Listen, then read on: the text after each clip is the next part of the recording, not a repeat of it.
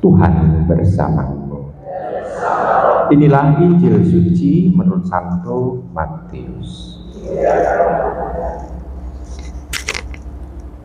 Setelah orang-orang Majus yang mengunjungi bayi Yesus di Betlehem itu pulang, tampaklah malaikat Tuhan kepada Yusuf dalam mimpi. Malaikat itu berkata, "Bangunlah, ambillah anak itu serta ibunya, larilah ke Mesir, dan tinggallah di sana sampai aku berfirman kepadamu, karena Raja Herodes akan mencari anak itu untuk dibunuh." Maka Yusuf pun bangunlah. Malam itu juga diambilnya anak itu serta ibunya, serta menyingkir ke Mesir, dan tinggal di sana sampai Herodes mati. Hal itu terjadi supaya genaplah yang difirmankan Tuhan lewat nabinya, "Dari Mesir kupanggil anakku." Ketika Herodes tahu bahwa ia telah diperdayakan oleh orang-orang Majus itu, sangat marahlah ia. Lalu ia menyuruh membunuh semua anak di Betlehem dan sekitarnya, yaitu anak-anak yang berumur 2 tahun ke bawah, sesuai dengan waktu yang dapat diketahui dari orang-orang Majus itu. Dengan demikian, genaplah firman yang disampaikan oleh Nabi Yeremia. "Terdengarlah suara di Rama, tangis dan ratap yang amat memilukan. Rahel menangisi anak-anaknya, dan ia tidak mau dihibur, sebab mereka tidak ada lagi." Demikianlah sabda Tuhan. Ibu, bapak, saudari-saudari terkasih dalam Tuhan, seolah-olah pembantaian atau pembunuhan anak-anak yang ada di Betlehem itu seolah-olah hanya untuk memenuhi nubuat Nabi yang mengatakan bahwa Rahel menangisi anak-anaknya dan ia tidak mau dihibur sebab mereka tidak ada lagi. Apakah seperti itu? Tentu jawabannya tidak. Kita sebetulnya bisa belajar dari bacaan ini.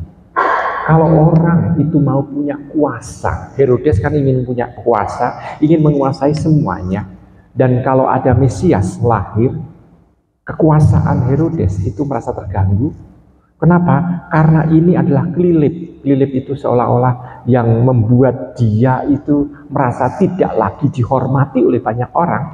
Maka ini yang membuat dia itu seolah-olah mau untuk menjadi pribadi yang buas, pribadi yang mau membinasakan banyak orang.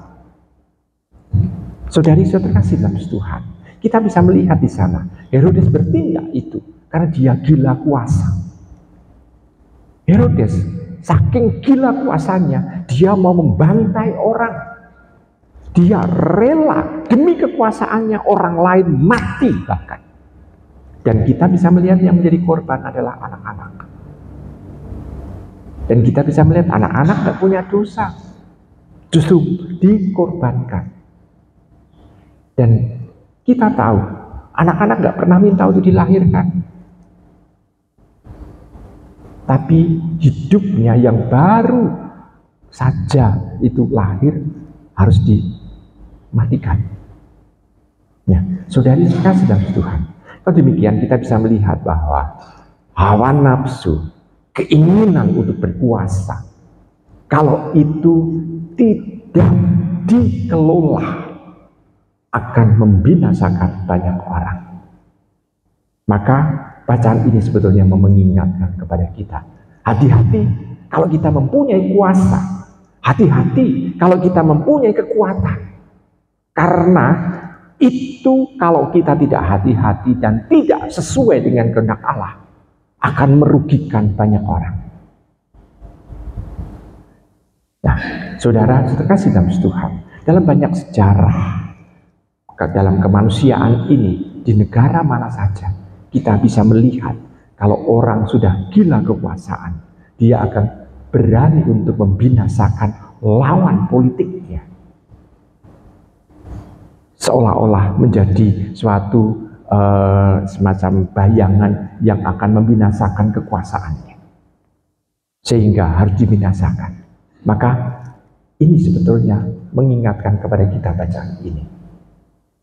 Sebetulnya yang menjadi bahaya adalah Mesias, namun yang menjadi korban puluhan anak.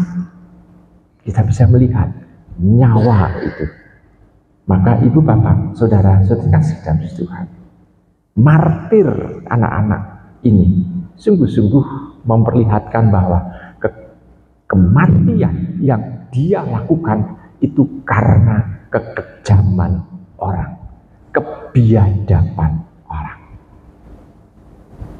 Nah, kalau demikian, kalau orang itu mau setia kepada Allah, maka hidup orang itu harus beradab.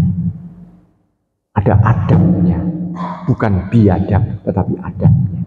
Maka kita diingatkan bahwa kebiadaban itu karena orang itu seolah-olah hanya menggunakan satu kacamata tertentu, yakni kacamata kekuasaan. Maka kembali, kalau kita itu diingatkan, apakah kita juga pernah melakukan kebiadaban terhadap sesama? Berarti ada sesuatu yang mendorong kita untuk melakukan itu.